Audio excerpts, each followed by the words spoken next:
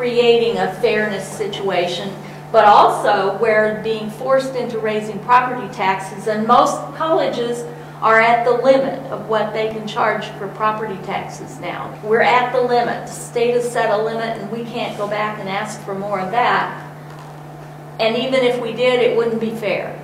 I'm an educator first and foremost. I taught high school in the Kansas City area before I came up here to DMACC, and in addition to my adjunct duties at the university there. And I believe that you ought to be able to get roughly the same quality of education, whether you're educated in Storm Lake or some small town in western Iowa, or whether you come to the Des Moines metropolitan area. For us to have, and these are just issues that are going to continue to just be, well, made worse as we go through the consolidation thing.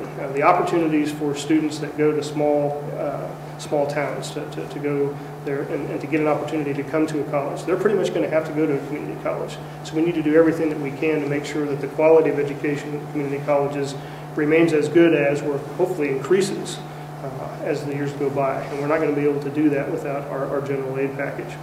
The issue of faculty salaries is another touchy issue. Obviously, as a faculty member, I'd like to get a raise, but I understand that there are the budget constraints. But there's another issue here, which is if you're interested in quality faculty, you have to be able to pay for that. We have to pay our faculty members, not necessarily as much, but very close to that much to get the same kind of experienced people with PhDs, with graduate degrees, with practical hands-on experience, with area study specialties like my own in terrorism. That costs you a little bit too. You want to make sure that you get those people.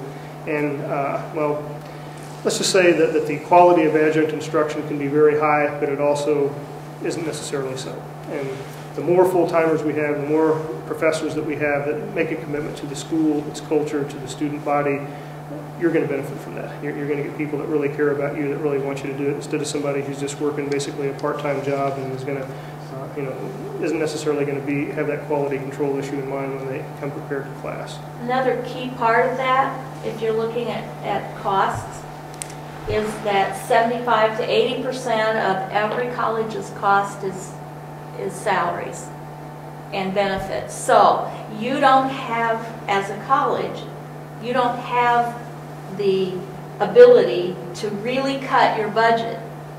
That little bit that's left over is for things like heating the buildings and scraping the parking lots, and you don't have to look very far to see that that money doesn't necessarily go very far, and you can't cut it.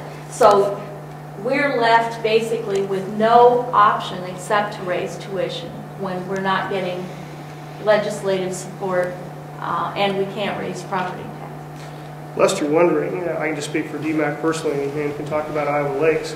We have very little money to invest in infrastructure.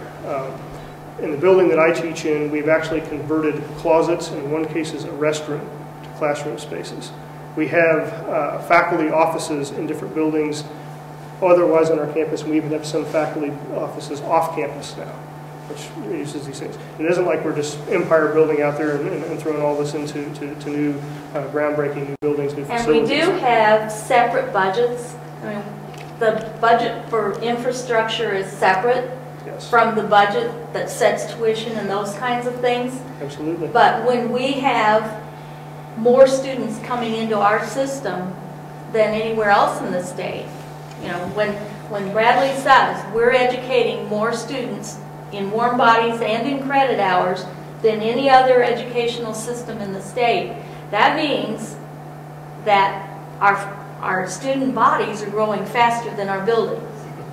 So even at Iowa Lakes, which is relatively small and has a fairly slow growth, we're having to have more students in sections because we can't hire more faculty. We're having to,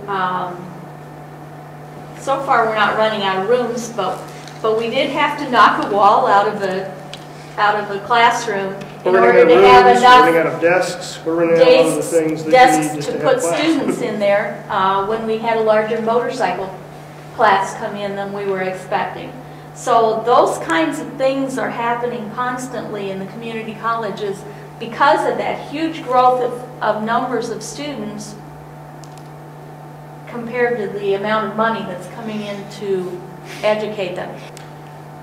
When you go to the Hill this afternoon and talk to your legislators, be aware that the K through 12 educators, the regent schools, and the private colleges have already got their budget allocations and indeed their raises this year. They're already taken care of. The gentlemen in the other two classrooms, they got nothing to worry about. They're going to get their salaries, they're going to get their increases, they're going to get all these sorts of things. Community colleges, well, frankly, don't have anything right now. The government's proposed $3.5 million. I've heard that the legislature is probably going to give us a little bit more than that, but right now we're nowhere close to that $12.9 million that we need in order to continue to provide the bulk of Iowa's college students with the quality and the facilities that they need in order to get the type of education that we wish to provide for them.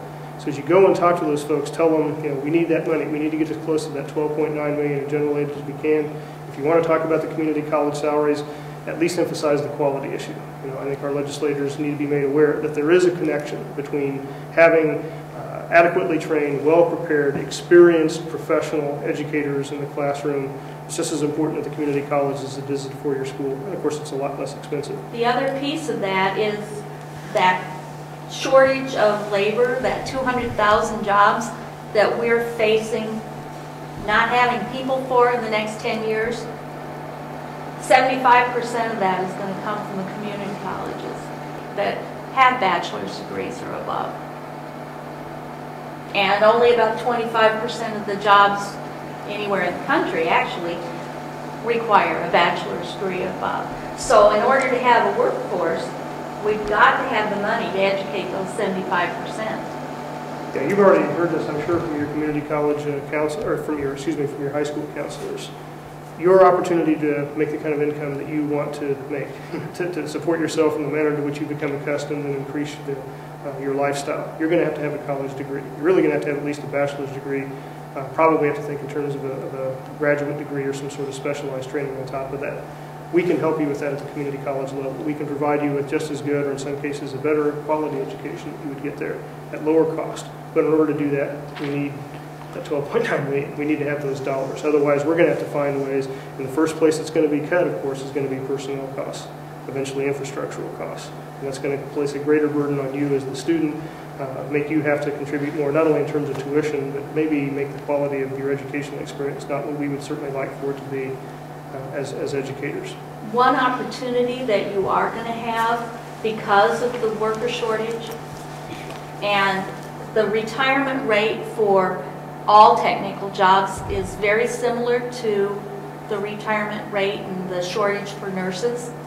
You're not hearing about the shortage of retiring auto technicians and construction workers and those kinds of things.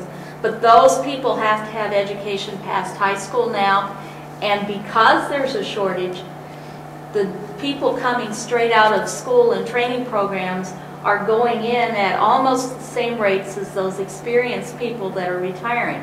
So you're looking at jobs that traditionally weren't thought to be very well paying jobs that are paying very good wages now. And we're trying to have those jobs at the community college. Entry level for our wind energy program is between $35,000 and $50,000. My son was offered an engineering job in western Iowa at the same rate that our two-year agribusiness technology program graduates were making on average. So while it's true that if you really want to make a lot of money, you probably need more education, the technical jobs that are available in the workforce in the next 10 years are going to be extremely well paid compared to what they have been in the past. Absolutely. So whether your incentive is to go on and work in the so-called professions, the white-collar professions, or whether you want to get that kind of workforce training to get those very well-paid jobs for the benefit of your two-year degree, community college is the place to go to look to see if you can get that at a low cost and still get the quality. We'll stop here. What questions can we answer for you?